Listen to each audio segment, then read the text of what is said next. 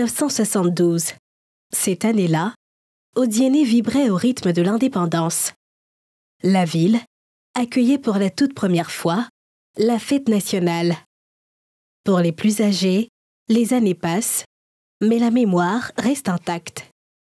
Les tenues d'apparat, les chants patriotiques, les rassemblements sur la place publique, autant de souvenirs gravés. Il y avait ce qu'on appelait à la veille de la fête d'indépendance, le flambeau, porter le flambeau. Il y avait les anciens combattants et quelques forces de l'ordre qui portaient le feu et allaient déposer ça au niveau du rond-point. Et c'était le signal pour dire que nous rentrons dans la fête d'indépendance. Il y a eu d'abord l'ambiance à travers les quartiers. Parce que chaque quartier était organisé pour pouvoir défiler avec les forces de l'ordre.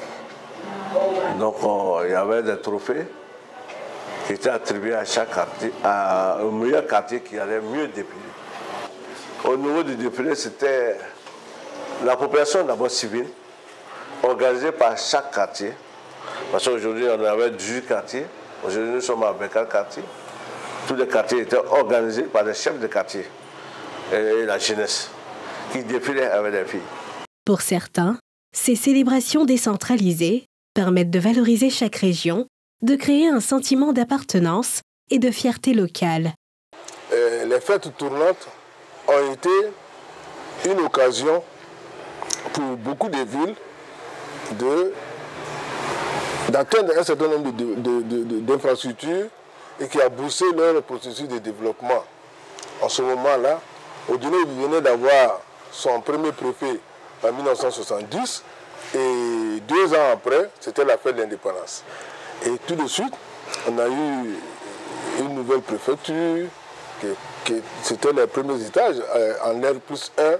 On a eu un stade moderne, stade Mamadou Coulibaly. On a eu le grand marché d'Odiéné.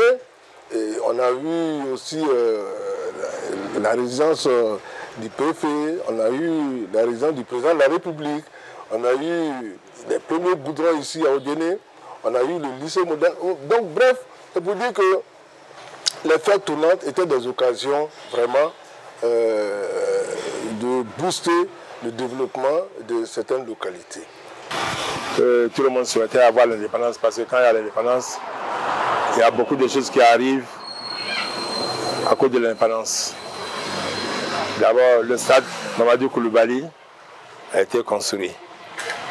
Et puis, on a bénéficié du courant éclairage public. Avant 1972, il n'y avait pas de lampadaires en ville. Il y avait quelques-uns seulement. Mais éclairer toute la ville, c'est en 1972 que ça s'est passé.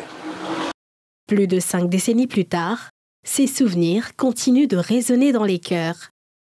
Et si la fête officielle se tient cette année à Bouaké, à Odiéné, le 7 août reste avant tout une mémoire vivante, symbole d'un passé glorieux et d'un avenir commun.